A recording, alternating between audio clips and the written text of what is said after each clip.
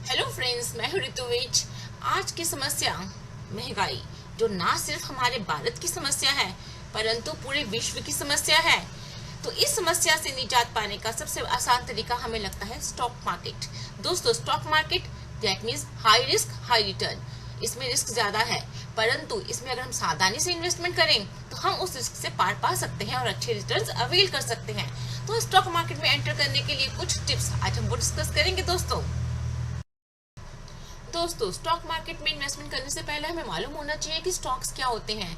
Friends, stocks को equities भी कहते हैं और सिक्योरिटीज भी कहते हैं।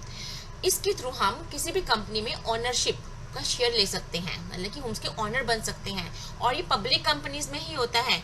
जब पब्लिक कंपनीज को अपनी कैपिटल को जनरेट करना होता है बिजनेस को बढ़ाने के लिए, तो वो आईपीओ इश्यू करती हैं।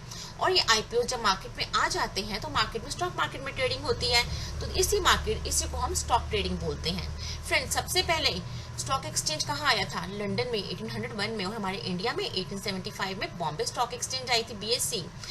इनिशियली सबसे पहले फिजिकली, जैसे दलाल स्ट्रीट बॉम्बे में है, वहां ट्रेडिंग होता था मैनुअली, परंतु अब ऑनलाइन ट्रेडिंग होता है via Nifty and Sensex. Friends, investment करने से पहले हमें ध्यान देने की जरूरत है कि हमें पहले सबसे पहले राइट स्टॉक चुनना है। हमें किस में इन्वेस्टमेंट करना चाहिए। इट्स वेरी इजी टू से कि हमें सही स्टॉक चुनना है, but it's not as easy to perform.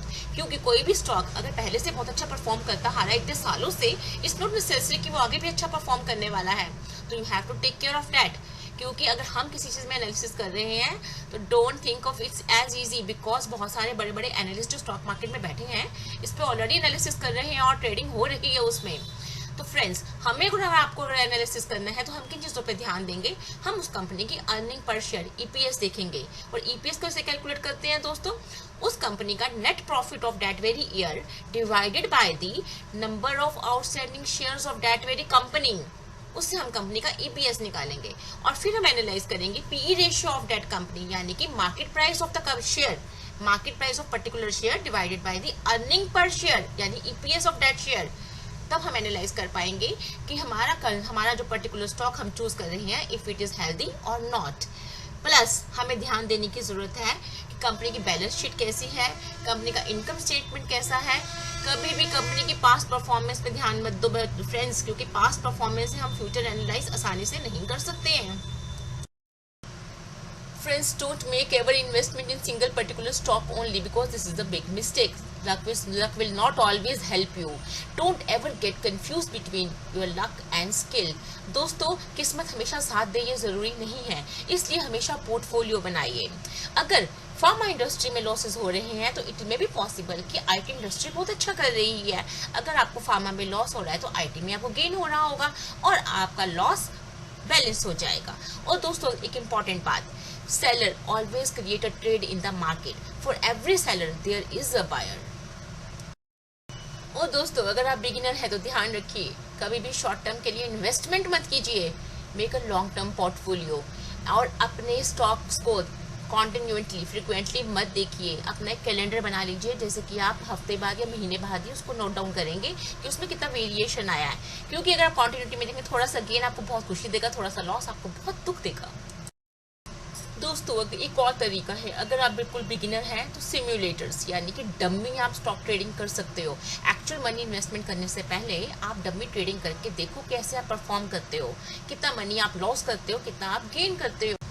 दोस्तों, अगर आप स्टॉक मार्केट में इन्वेस्टमेंट कर रहे हैं तो आपका पोर्टफोलियो डाइवर्सिफाइड होना चाहिए। डाइवर्सिफाइड का मतलब है कि आपको अलग अलग इंडस्ट्रीज में कुछ कुछ अमाउंट इन्वेस्ट करना है।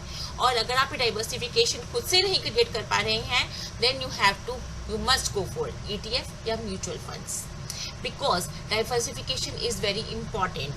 क्योंकि कुछ इंडस्ट्रीज, अगर सेम टाइप ऑफ इंडस्ट्रीज हैं तो वो सेम डायरेक्शन में या बढ़ रही हैं या घट रही हैं due to similar reasons, but this is not possible or implicated to all the industries. ठीक है friends, and one important thing is कि don't ever keep all your eggs in a single basket. It is a very old phrase, परंतु ये हमारे stock market पे बहुत अच्छे से इम्प्लीमेंट होती है। Friends, if you are investing in stock market, be always prepared for the downfalls, क्योंकि stock market is always a risky. अगर आपका कैलिबर इतना नहीं है कि आप रिस्क बेयर कर सके, you must go for the certificates. Government bonds में चाहिए, गवर्नमेंट सर्टिफिकेट्स में चाहिए, that is the best option. अगर आप बिल्कुल रिस्क को बेयर नहीं कर सकते हैं, you are very good risk averter. परंतु stock market is always volatile. अगर ये ऊपर जा रही है तब भी वॉलेटाइल है और नीचे जा रही है तब भी। तो friends, be always prepared for the downfalls also. तो दोस्तों, अगर आप स्टॉक मार्केट में इन्वेस्टमेंट करना चाहते हैं और स्टॉक मार्केट में ट्रेडिंग करना चाहते हैं तो there is never a right time. Nobody can 100% से सर्टेनिटी कि भैया यही अच्छा वक्त है, आप इन्वेस्टमेंट कर लीजिए। You have to start now to achieve your goals at time. So friends, take care, see you, bye bye.